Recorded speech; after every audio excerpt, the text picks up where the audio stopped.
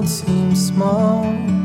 Et bonjour, c'est déjà notre dernier jour dans la Sarre, mais ce matin on part pour une grande randonnée dans le parc national de Hunsrück-Orwald. Et là tout de suite on va aller voir une énorme forteresse celte. Apparemment c'est le plus grand ouvrage défensif celte qui existe toujours en Europe. C'est parti pour une randonnée de 11 km et ça commence fort parce que regardez, c'est déjà une montée et on commence déjà à voir les premières pierres qui sont juste derrière moi. C'est parti pour une nouvelle journée dans la Sarre.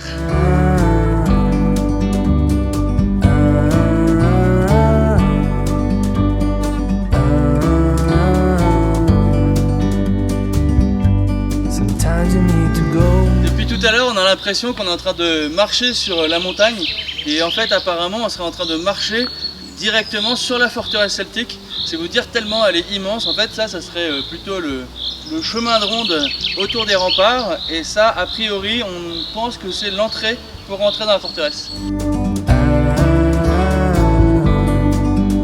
J'imagine même pas le nombre d'années qu'il a fallu pour monter autant de pierres sur la montagne. Nous déjà juste monter en haut de la montagne à pied, c'est quand même sportif. Alors monter toutes ces pierres pour faire une forteresse, ça a dû être un travail de titan.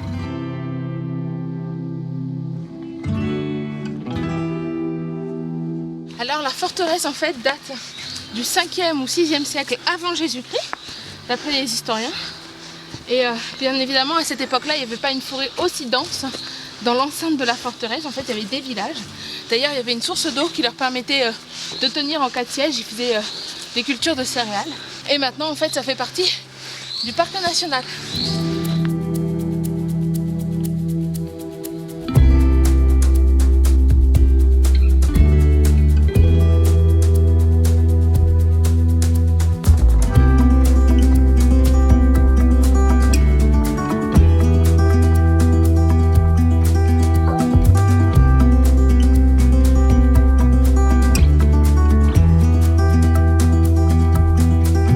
J'avais aucune idée que les Celtes ils avaient pu venir jusqu'en Allemagne et pourtant en Celte je devrais m'y connaître vu que je suis breton et en fait ils sont pas juste venus en Allemagne, ils se sont installés et ils ont construit la plus grande forteresse d'Europe.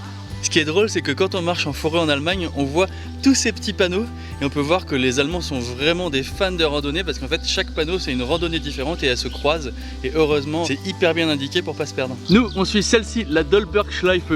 Alors apparemment la Dolbergschleife c'est un circuit premium. On sait pas ce que ça veut dire très exactement, mais c'est super. Non mais t'imagines si on avait suivi l'autre, elle est pas premium celle-là, c'est... Ah oui non, celle-là, la verte, pas du tout premium. Oh la croix, c'est la plus bas de gamme. Il y a des gammes de randonnée. Voilà. Donc si vous venez, prenez la gamme premium. Ça y est, nous sommes arrivés au sommet le plus haut de la Sarre, c'est le Dolberg, à 695 mètres, 4. Yay, la classe, félicitations.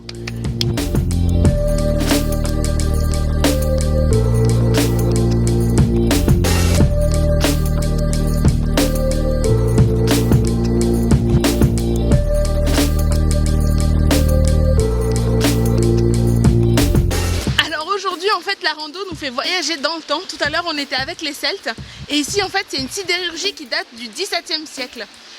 Et je sais pourquoi c'est une randonnée qui est premium. Parce qu'il y a des bancs pour s'allonger. C'est plus que des bancs là, c'est des bancs de soleil.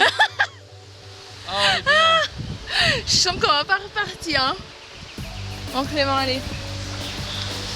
Allez Clément. C'est la fin de la randonnée. Ouais. À demain.